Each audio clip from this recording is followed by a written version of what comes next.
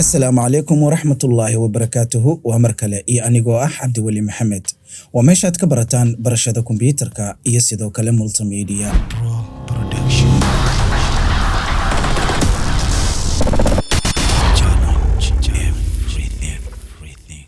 وموقال ير oo aan ku qaadan doono Adobe Photoshop 2021 iyo 2022 ma jirtaa inaad soo download gareysatay ama update gareysatay Adobe Photoshop-ka kugu jiro adigoo markaas aad rabtay inaad u guurto 2021 ama 2022 ma jirtaa inaad faylkaas isku dayday inaad save gareyso sawir aad maanta oo dhan hagaajinaysay ama sawir aad rabtay inaad u save gareysato JPEG ama PNG ama PDF haddaba waxaa jirta marka in aad awood u yeelan karin inaad u save gareyso JPEG ama PNG sababtoo ah file types-yada maba ku jiraanba JPEG, PNG iyo PDF ama file types-yada wixii badnaa ee lagu yaqaanay haddaba haddii aad tahay qof xiiseynaya casharadan fadlan inoogu soo biir channelkeena inoona subscribe garey haddii aad ka heshay muuqaalkana inoo like garey hana ka iloobin inaad doorato gambaleelka si aad u hesho cashar walba oo aan markaas soo dhigno haddaba waxaan kicinaynaa Adobe Photoshop-ka 2022 si aan kuugu tuso cilada markaas meesha ay ka iman karto iyo qaabka ay u iman karto waxaan kicinaynaa Adobe Photoshop 2021 ayaan ka bilaabaynaa waxaan kicinay Adobe Photoshop 2021 waxaan noo soo kacay Adobe Photoshop 2021 si aan u xaqiijino marka in version-kan isticmaaleyno version-ka uu yahay waxaad furaysaa helbiga ee qaybta kore ah kadibna waxaad ka dooranaysaa about Photoshop klik markii aad ku siiso isla markii waxa arkaysaa Photoshop-ka version-ka aad isticmaalaysid inuu yahay 22.5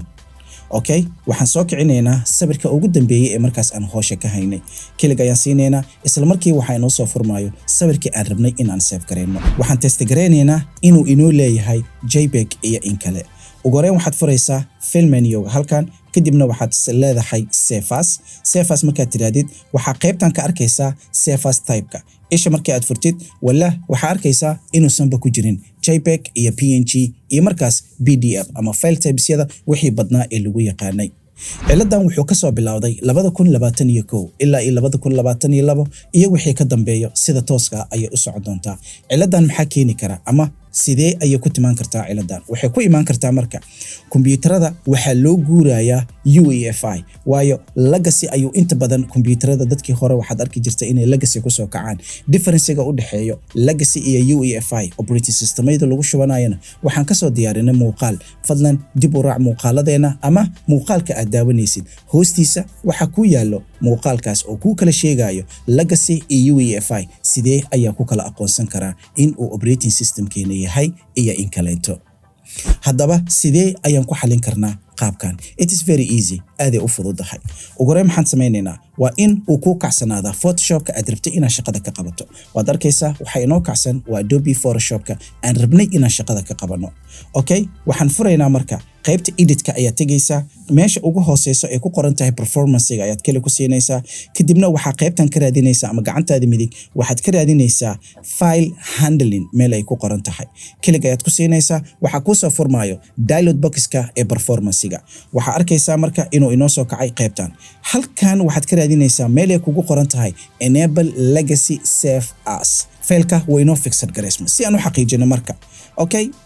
aan leenahay file menu-ga halkan ayaan furaynaa kadibna waxaan leenahay save as kadibna ishan ayaa kale ku siinaynaa waxaad arkaysaa automatically inuu inoo soo baxay file type-yadii badanaa aad ku taqaanay Adobe Photoshop haddii uu ahaan lahaa JPEG haddii uu ahaan lahaa PNG haddii uu ahaan lahaa PDF iyo markaas wixii aad u baahato qaybta saving-ka ah qaybtan waa qaybta koowaad okay sidee marka asigana aan ugu bedeli karnaa Adobe Photoshop 2022 waayo hadda midkaan isticmaalayno waa 2021 okay kan ayaan iska xireynaa oo uma baahnin waxaan dib u kicinaynaa Adobe Photoshop 2022 si aan asigana u xaqiijino ma isku process-kii ayaa mareynaa mise kala process ayaan mareynaa fadlan nala soco sidoo kalena version-ka aan hadda iyadan aan isticmaalayno ee Adobe Photoshop-ka 2022 si aan u xaqiijino waxaad furaysaa helbiga kadibna waxaad leedahay about Photoshop kaliya aad ku siinaysaa waxa ku soo baxayo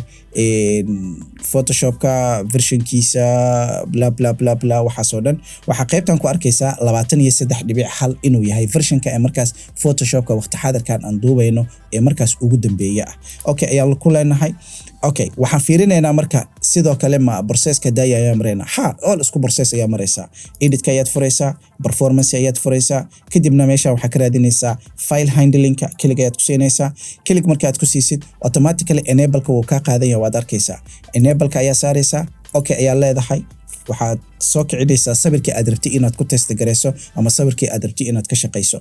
file menu ayaa dib ugu laabanaysaa save as ayaad leedahay ish ayaad furaysaa waa arkaysaa before and after because of waxaad dareemaysaa before inuu ahaa sidan afterna inuu noqday sidan marka qaabkan waxaa keeni karo ama ciladan aad la kulmi kartaa wuxuu noqon karaa markii aad la kulanto computerkaaga ina UEFI iyo legacy loo kala guuray because of haddii aad tahay qof ku dhagan legacy fadlan waxaan ka codsanayaa inaad usoo guurto UEFI sababtoo waa ku speed gareysan yahay markuu soo kacayo fast boot iyo ku soo kaca operating systemyada hadda kadib soo baxaya ama programyada soo baxayaan UEFI ahaan inuu ku soo baxo ama ciladii qaabkii aad ku taqaanay markii aad aragtay inaad update gareyso waxa arkaysaa cilada kale maxaa keenay legacy ayaad ku dhigantay marka isku day ina UEFI ama qaybta settingska ugu dambeyn wixii aad raadinaysay waa aad heshay fadlan waxaan ka codsanaynaa ina inoo subscribe gareyso channelka sidoo kale aad inoo like gareyso muuqaalkan iyo muuqaalada kale hana ka iloobin inaad doorato gambaleelka si aad u hesho cashir walba ee markaas soo dhigno anigu waxaan nahay qofkii ku baray adiguna waxaad tahay qofkii bartay waa anigoo ah Cabdiwali Maxamed waa inoo iyo cashirkeena xiga assalaamu calaykum wa rahmatullaahi wa barakaatuh